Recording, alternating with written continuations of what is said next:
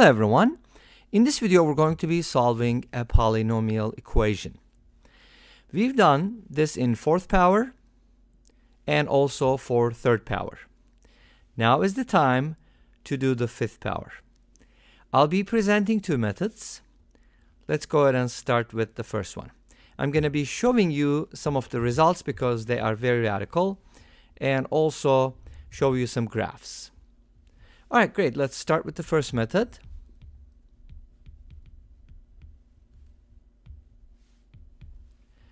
So we have x to the fifth power on both sides, which means they're going to cancel out and we're going to end up with a quartic equation.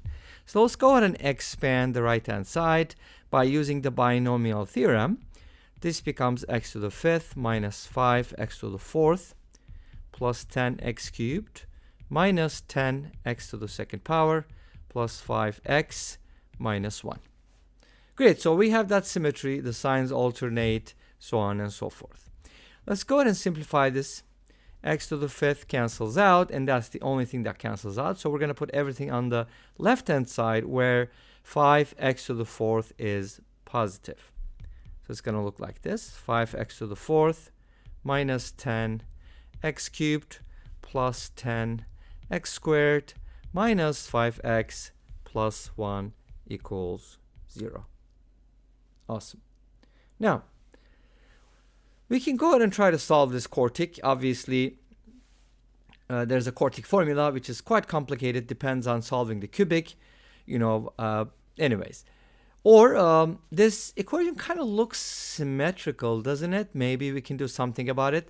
Like if you, well, it's not symmetrical, but can we take advantage of the fact that, there is some type of symmetry maybe, like divide everything by x squared. You're going to get something like 5x squared minus 10x plus 10 minus 5 over x plus 1 over x squared. And then you kind of put these two together. That's going to give you 5x squared plus 1 over x. That's not going to work well. Maybe there's another way to handle it. But whatever that is, the solutions are not going to be very nice. And guess what? They're going to be complex. Okay, none of the solutions are going to be real, unfortunately. And you can kind of tell if you go back to the original equation, which was x to the fifth equals x minus 1 to the fifth power, and then take the fifth root of both sides, right? If you do that, you're going to get x equals x minus 1, which obviously doesn't have any real solutions, right? Because any number, 1 less than any number cannot be the same number. So this is not possible. But if you take the complex fifth roots, if you think about it, like consider the fact that, powers of I, like I squared is negative 1, I to the third is negative I to the fourth is 1, and I to the fifth is I. So you got to think of this as, the fifth root of a complex number, and then take the fifth root of both sides, and you can proceed that way. It's not going to be very nice, but you could probably do that. Anyway, so this is one approach. How about a better approach for this problem? Let's go ahead and take a look at another approach, and that is going to be the second method. So here's the second method.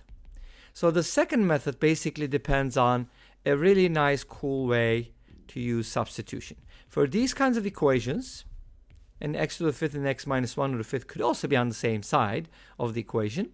But anyways, you can do the following. First of all, think about symmetry. What is in the middle of x and x minus 1? In other words, what's the average of x and x minus 1? Let's go ahead and find it. We're going to add and divide by 2. That's going to give us 2x minus 1 divided by 2, and that is going to be x minus 1/2.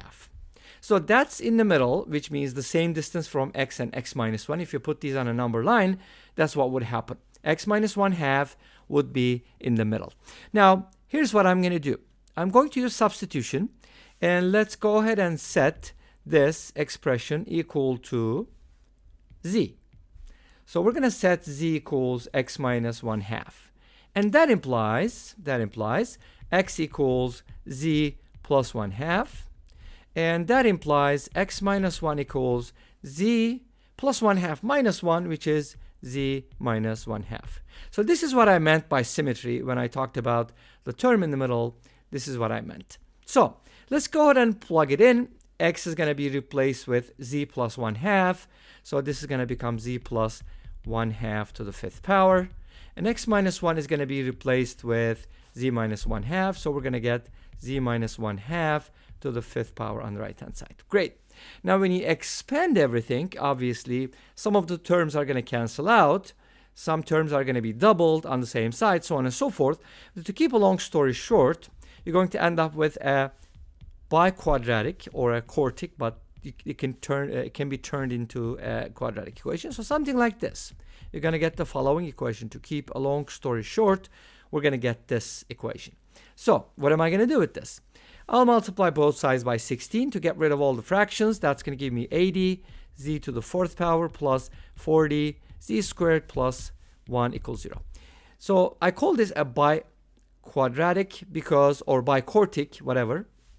I think it's biquadratic because you can make a replacement here, another substitution. So you can go ahead and set z squared equal to u, and that's going to give you 80 u squared plus 40 u plus 1 equals 0. But unfortunately, this equation has real solutions. What would you expect? You expect me to say like it doesn't? Well, u has some real solutions. So here's what the u values are. -5 plus minus 2 root 5 divided by 20. But remember, u is the same as z squared. And if you set it equal to z squared, from here you should be able to find the z values, right?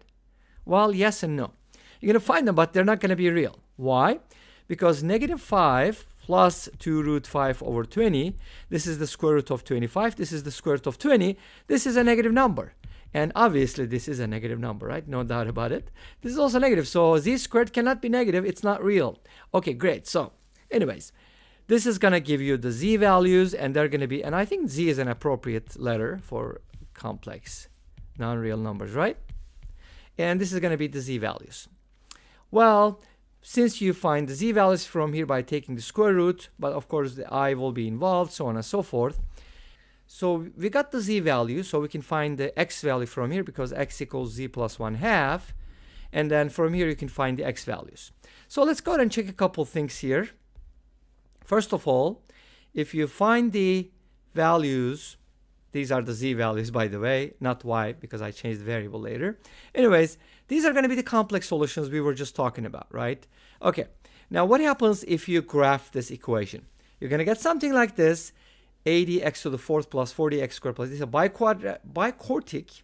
I just can't remember which one was which. But anyways, you get the idea. It doesn't have any real roots. It doesn't intersect the x-axis. And finally, the two graphs that comes from the original equation, x to the 5th and x minus 1 to the 5th. Obviously, x to the 5th was shifted to the right 1 unit. They will never intersect. Therefore, there's not going to be any real solutions. And this brings us to the end of this video. Thank you for watching. I hope you enjoyed it. Please let me know.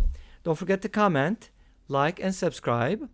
I'll see you tomorrow with another video. Until then, be safe, take care, and bye-bye.